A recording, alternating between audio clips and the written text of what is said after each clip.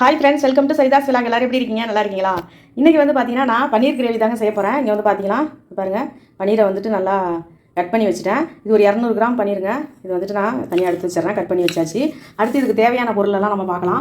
நான் வந்து பார்த்தீங்கன்னா ஒரு 3 மீடியம் சைஸ் வெங்காயம். இது வந்து நல்லா 4 பேர் சாப்பிட்ற அளவுக்கு கிரேவி வரணுன்னாக்கா நல்லா கொஞ்சம் வெங்காயம் வந்துட்டு கொஞ்சம் பொடிசாக நறுக்கிங்க. வெங்காயம் கொஞ்சம் அதிகமாக தான் போடணும். இது வந்து 3 நல்லா ஒரு மீடியம் சைஸ் வெங்காயம் 3 வெங்காயம் அரைஞ்சி வச்சுருக்காங்க. தக்காளி அதே போலயே தக்காளி வந்து ஒரு 3 தக்காளியை வந்து பேஸ்ட் மாதிரி அரைச்சி வச்சுக்கிட்டேன். நீங்கள் அப்படியே கூட போடுறதாலும் போடலாம். ஆனால் கொஞ்சம் வேகிறதுக்கு லேட் ஆகும். கொஞ்சம் கிரேவியும் கொஞ்சம் கம்மியாக கிடைக்கும். இது கொஞ்சம் நல்லா கிரேவி சாப்பிட்றதுக்கு நல்லாயிருக்கும். அதனால தான் அரைச்சி வச்சுருக்கேன். இஞ்சி பூண்டு பேஸ்ட்டு 1 ஸ்பூனு. இது தாளிக்கிறதுக்கு பட்டை, கிராம்பு, கொஞ்சம் சோம்பு நுணுக்கி வச்சுருக்கேன். ஏலக்காய், காஞ்ச மிளகாய் 1, பிரிஞ்சி இலை, கருவேப்பில்லை. இது வந்து பார்த்திங்கன்னா ஜீரகத்தூள் கொஞ்சம், கரம் மசாலா, மிளகுத்தூள், மஞ்சத்தூள், தனியாத்தூள், எண்ணெய் தாளிக்கிறதுக்கு, மிளகாத்தூள், தனி மிளகாத்தூள், தயிர் வந்துட்டு ஒரு 1.5 ஸ்பூன் தயிர் எடுத்துருக்கேன். இவ்வளோ தாங்க.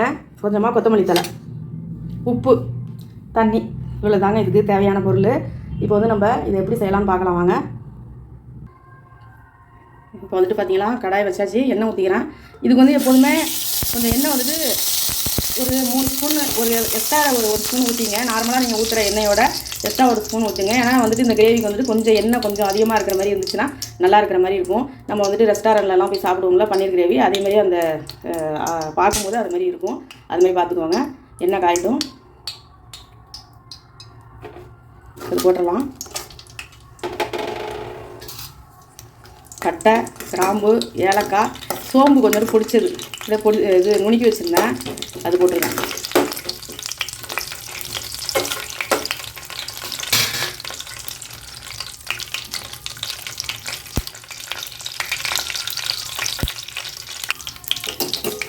கருவேப்பிலை போட்டலாம்.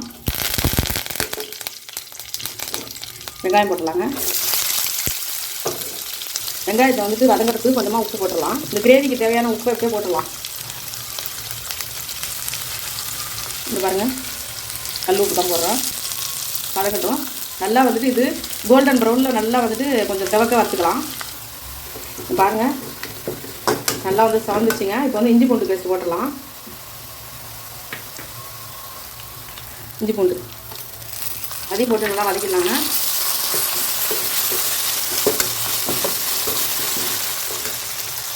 தக்காளி போட்டுடலாம். தக்காளி இது பாருங்கள், அரைச்சி வச்சுருக்க தக்காளி போட்டுருங்க. தக்காளி நல்லா வந்துட்டு உங்களுக்கு வதங்கணுங்க. நல்லா வந்துட்டு உங்களுக்கு தக்காளி வதங்குற வரைக்கும் நல்லா வதக்குங்க.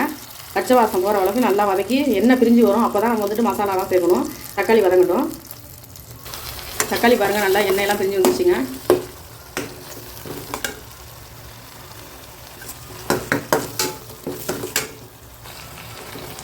ஓகே, இப்போ நம்ம மசாலாலாம் போட்டுடலாம். மஞ்சத்தூள், மல்லித்தூள், கரம் மசாலா,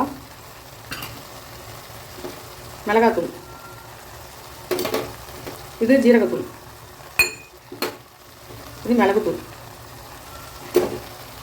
மசாலா நல்லா கலக்கி விடணும்.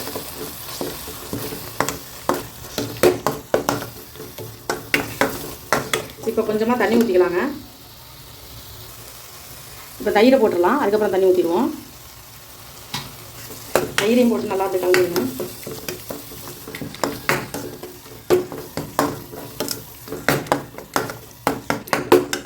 இப்போ தண்ணி ஊற்றிடலாம். பாருங்கள், மிக்ஸி கழுவுன தண்ணி வச்சுருக்கேன், அதை அப்படியே ஊற்றிடலாம். உப்பு நம்ம ஆல்ரெடி உப்பு போட்டாச்சு. இப்போ நம்ம அப்படியே வந்துட்டு மூடி வச்சிடலாங்க. ஒரு 5 நிமிஷம் நல்லா அப்படியே கொதிக்கட்டும். இந்த மசாலாலாம் நல்லா வெந்து வரட்டும். நம்ம மூடி வச்சிடலாம். இப்போ எப்படி இருக்குன்னு பார்க்கலாம். பார்த்தீங்களா, நல்லா வந்துட்டு எண்ணெயெல்லாம் பிரிஞ்சு வந்துருச்சுங்க மசாலாவில். சூப்பராக பார்க்கவே அவ்வளோ அழகாக இருக்குங்க. இப்போ வந்துட்டு உங்களுக்கு உப்பெல்லாம் எப்படி இருக்குதுன்னு செக் பண்ணி பார்த்துக்கோங்க. நான் உப்பு செக் பண்ணி பார்க்குறேன். உப்பு கரெக்டாக இருக்குங்க. ஏன்னா அப்புறமேட்டுக்கு நீங்கள் பன்னீரை போட்டதுக்கப்புறமே வந்து கலக்கினீங்கனாக்கா ரொம்ப அப்படியே கரைஞ்ச மாதிரி ஆகிடும். அதனால் வந்து இந்த கிரேவி இப்போ ரெடி ஆகிட்டு இருக்கிறப்பே இப்போயே வந்துட்டு நீங்கள் உப்பு செக் பண்ணி பார்த்துக்கோங்க. காரம் எல்லாம் செக் பண்ணி பார்த்துட்டு நீங்கள் போட்டுங்க. அப்புறமே இதை போட்டதுக்கப்புறம் போட்டு கலக்கினீங்கன்னா அப்படியே கரைஞ்சிடும் உங்களுக்கு. அதுமாதிரி பார்த்துக்கோங்க. இப்போ வந்து போட்டுடலாங்க. இந்த பாருங்கள், பன்னீரை போட்டுடலாம்.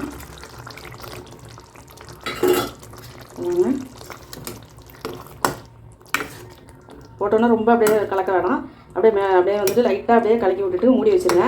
ஒரு 3 நிமிஷம் 4 நிமிஷம் நல்லா அதில் வந்துட்டு அப்படியே இந்த உப்பு காரம்லாம் அந்த பன்னீரில் வந்துட்டு ஏறணும். அதனால் கொஞ்சம் நேரம் அப்படியே 3 நிமிஷம் போல் அப்படியே மூடி வச்சிடலாங்க. மூடி வச்சிடுறேன். பாருங்க நல்லா வந்துட்டு எண்ணெயெல்லாம் பிரிஞ்சு வந்துச்சு. அருமையான ஒரு கிரேவி சூப்பராக ரெடி ஆகுது. ரெடி ஆயிடுச்சு.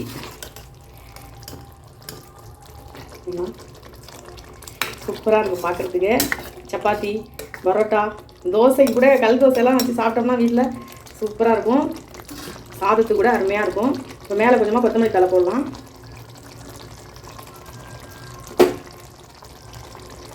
அவ்வளோதாங்க. ஒரு அருமையான ஒரு ஸ்டவ் ஆஃப் பண்ணிடலாம். அருமையான ஒரு பன்னீர் கிரேவி ரெடி ஆகிடுச்சிங்க. கொஞ்சம் நேரம் அப்படியே வந்துட்டு மூடி வச்சுருங்க. அப்படியே செட் ஆகிடும். பன்னீரில் வந்துட்டு அந்த காரம் உப்பெல்லாம் நல்லா செட் ஆகிடும். அப்படியே மூடி வச்சிடலாம். அருமையான கிரேவி ரெடி ஆகிடுச்சு. பன்னீர் கிரேவி ரெடி பண்ணியாச்சு. நீங்களும் இது மாதிரி ட்ரை பண்ணி பாருங்கள். ட்ரை பண்ணிவிட்டு எப்படி இருந்துச்சுன்னு சொல்லிவிட்டு எனக்கு கமெண்ட் பண்ணுங்கள். இந்த வீடியோ உங்களுக்கு பிடிச்சிருந்தாக்கா லைக் பண்ணுங்கள், ஷேர் பண்ணுங்கள், சப்ஸ்கிரைப் பண்ணுங்கள். நன்றிங்க.